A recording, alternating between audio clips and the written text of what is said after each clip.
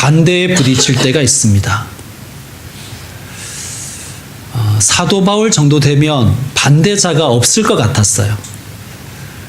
사도 바울 정도 되면 흔드는 사람이 없었을 것 같은데 그렇지 않더라고요. 바울 사도가 에베소 교인들과 고별 예배를 드린 후 팔레스타인 땅 두로에 도착했습니다. 그곳에서 교인들을 만났습니다. 그런데 그 교인들이 바울을 막아섭니다. 21장 4절을 보시면 제자들을 찾아 거기서 이레를 머물더니 그 제자들이 성령의 감동으로 바울더러 뭐라 그런다고요? 예루살렘에 들어가지 말라. 이 제자들은 초신자들이 아니에요. 잘 몰라서 그런 말을 한 게 아니에요. 말씀에 이렇게 되어 있죠. 성령의 감동으로. 그러니까 이 제자들은 그냥 자기가 한번 생각해 보니까 안 가기는 게 좋겠다 해서 그렇게 얘기한 게 아니라 성령께서 보여주신 것을 보고 지금 바울을 막아서는 거예요. 성령님께서 무엇을 이 제자들에게 보여주셨을까요? 바울이 예루살렘에 가서 결박당하고 어려움 당하는 것을 아마 환상으로 보여주셨을 거예요. 자, 여러분과 저 같으면 어떻게 했을까요? 교인들이 말려요. 근데 그냥 교인도 아니고 좀 기도 많이 하고, 이렇게 믿음 좋아 보이시는 분 있잖아요. 기도의 어머니, 이런 분들이 막 말리면, 반대하면 여러분 어떻게 하시겠어요?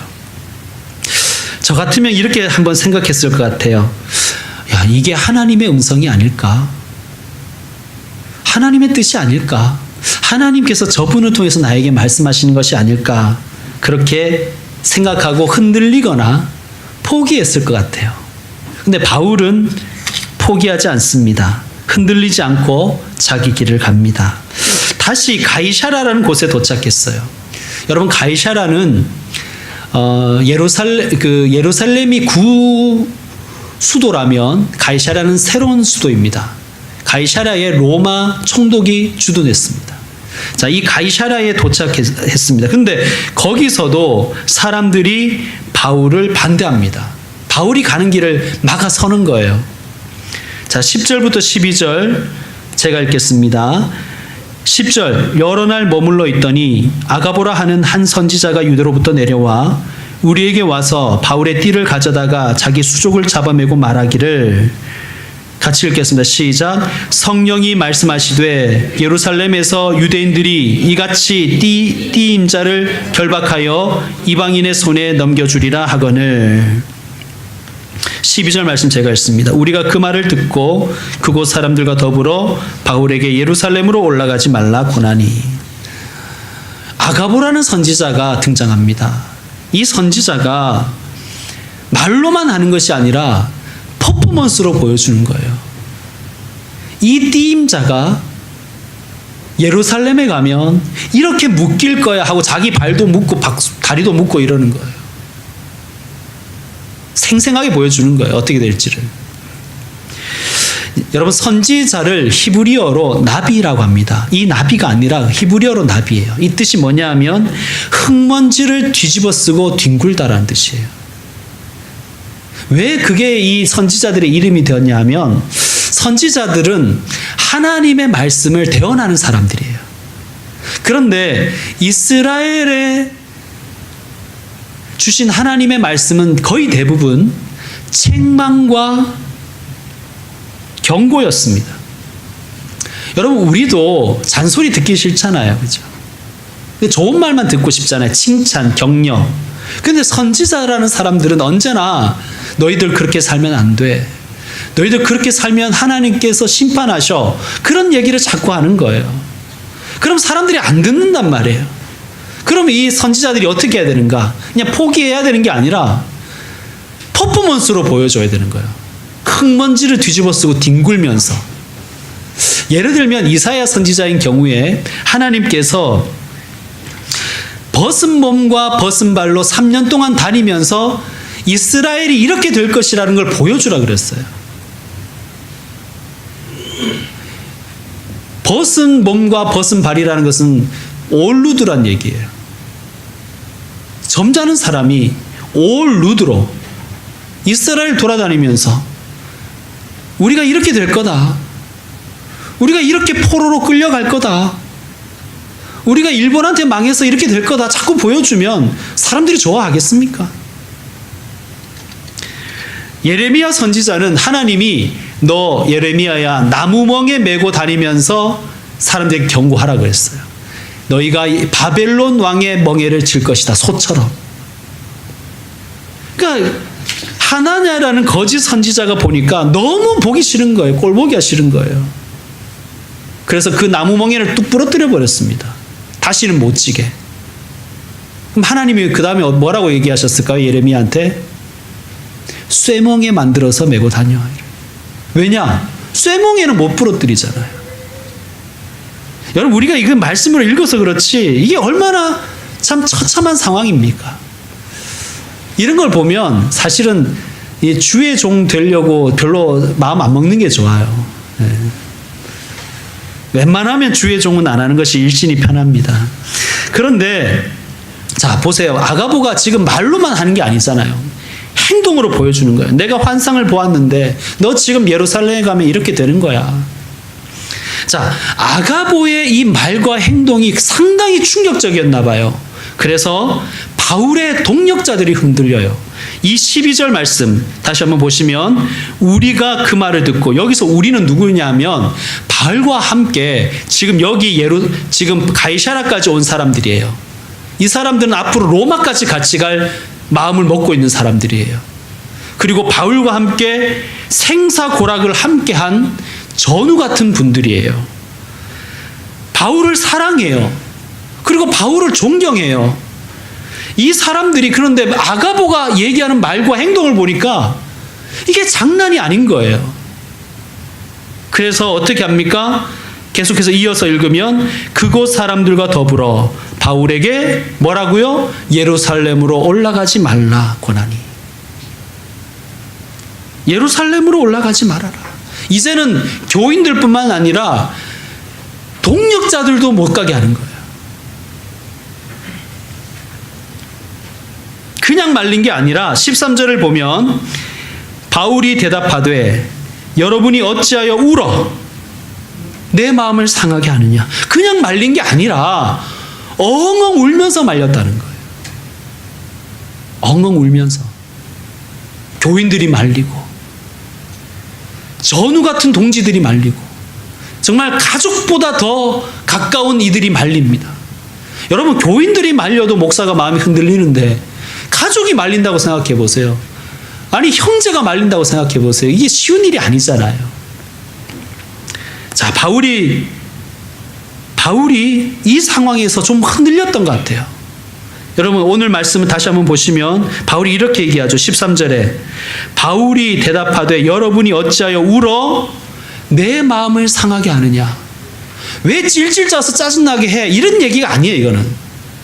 왜 찔찔 짜. 이런 게 아니라 이것의 원어를 보면 이런 뜻이래요. 세탁물을 두드려서 약하게 하다. 지금은 빨래를 두들겨 빠는 사람이 없어서 잘 모르시는 분들도 있겠지만 저는 시골에 살 때 빨래터나 혹은 냇가에서 직접 빨래를 두들겨서 세탁하는 분들을 많이 보았습니다. 지금 그거를 바울이 얘기하는 거예요. 왜 울어서 내 마음을 약하게 만드니? 이러는 거예요.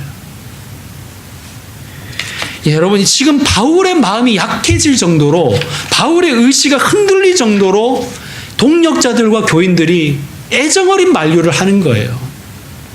여러분 우리도 그렇잖아요. 옆에 사람이 나 때문에 울면 우리 마음 흔들리잖아요. 그렇지 않습니까? 내가 무슨 영화를 보겠다고 이러고 있나? 내가 누구를 위해서 내가 이렇게 해야 되나? 여러분 귀한 동력자들이 막 우는 거예요. 바울이 많이 흔들립니다. 여러분 우리가 이래요. 사실은 태산에 걸려서 넘어지는 사람은 없어요. 작은 돌뿌리에 걸려서 넘어지는 것이죠. 예배에서 은혜 받고 교육관 가서 밥 먹다가 은혜 다 잃어버리는 거예요. 쟤는 반찬을 왜 5개 가져가나 이런 거죠.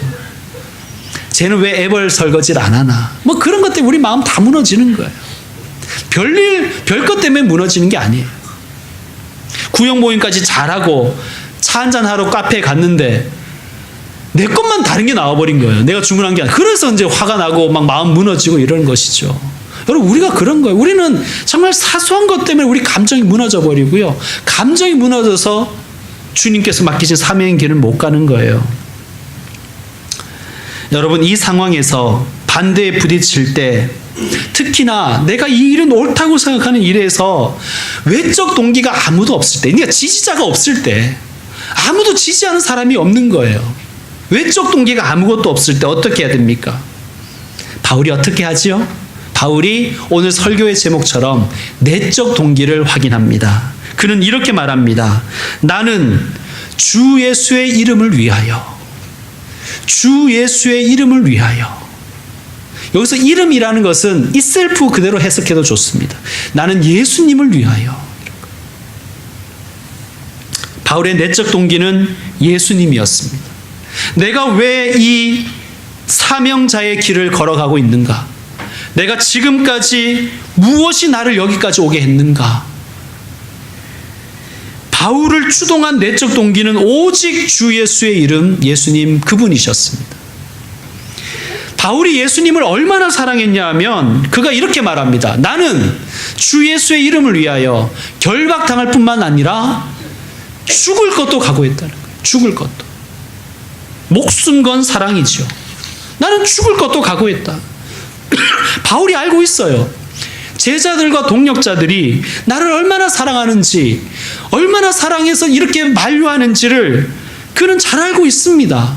그런데 바울은 예수님을 더 사랑한 거예요. 예수님을 더 사랑했어요.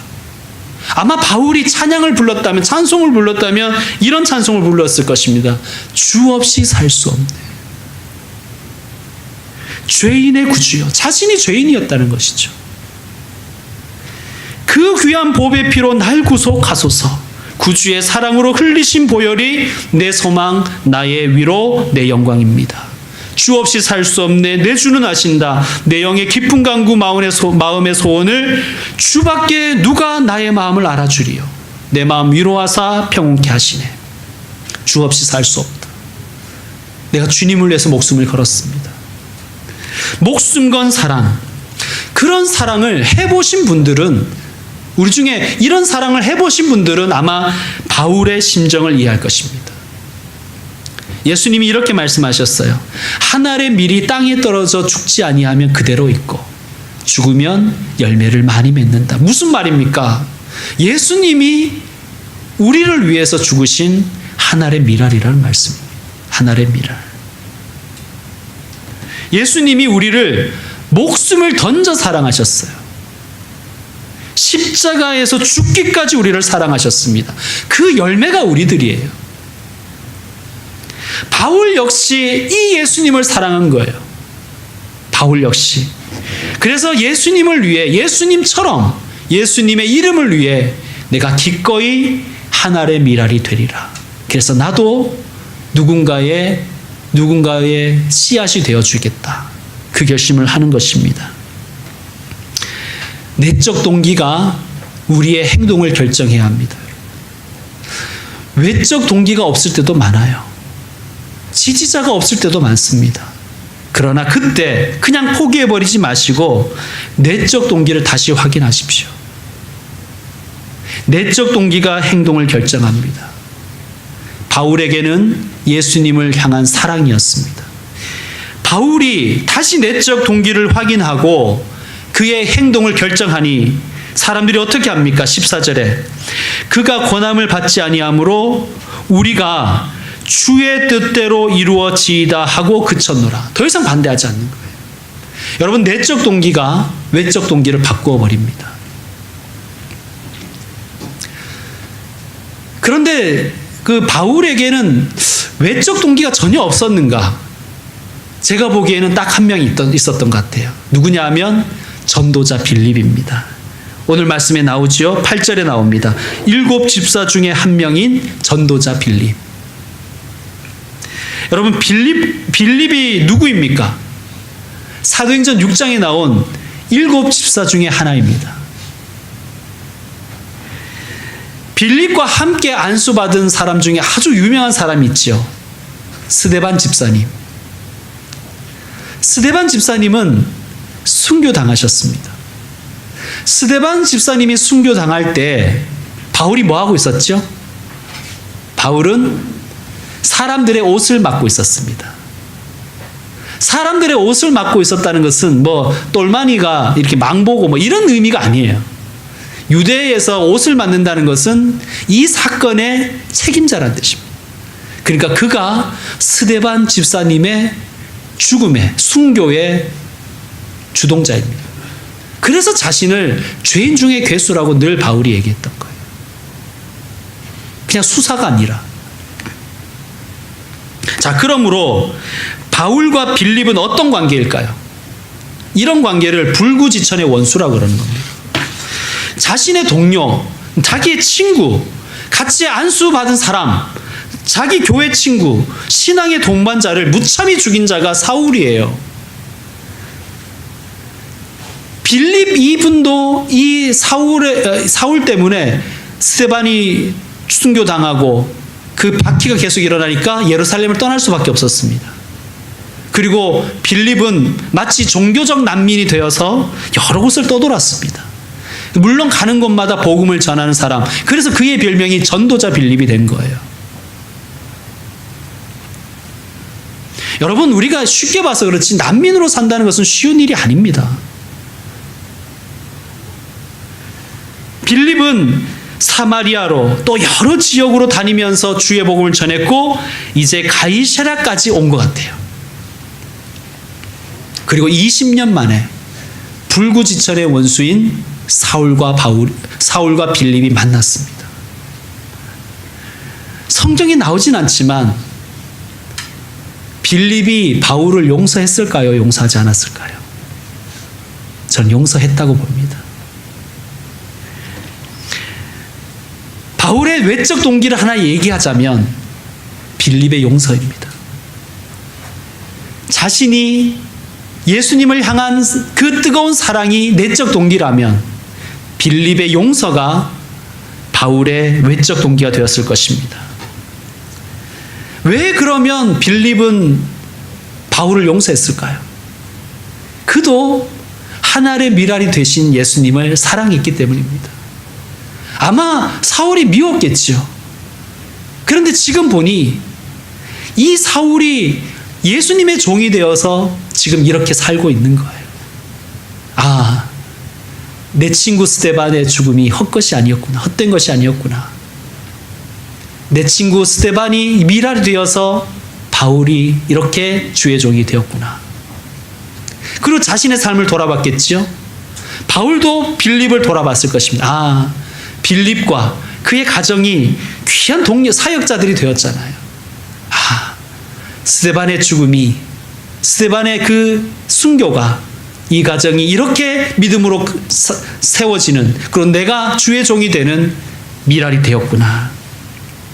나같이 흉악한 자를 나같이 흉악한 자를 위해서 예수님이 죽으시고 스데반 집사님이 순교당하고 하늘의 미랄이 되어서 오늘날 내가 있구나. 그의 외적 동기가 되었을 것입니다. 이제 말씀을 정리하겠습니다. 인생길에는 반대가 반드시 있습니다. 주의 길을 걸어갈 때도 반대가 많습니다. 외적 동기가 전혀 없을 때가 있습니다. 그럼 어떻게 해야 될까요? 그때 여러분의 내적 동기를 다시 한번 확인해 보시기 바랍니다. 무엇이 여기까지 나를 오게 했는가? 내가 예수님을 사랑하는가? 예수님을 사랑한다면 나는 얼마나 사랑하는가? 예수님을 사랑해서 결정한 일들이라면 그대로 밀고 나가십시오.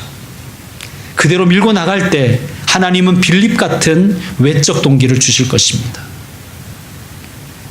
여러분, 하늘의 미랄이 되기를 결단해 보시죠. 그럴 때 여러분의 삶에 또 우리의 사역의 현장에 열매가 있을 것입니다. 하나님께서 다시 한번 여러분의 삶 속에 내적 동기를 확인해 주시는 은혜가 있기를 주의 이름으로 축원합니다. 기도하겠습니다.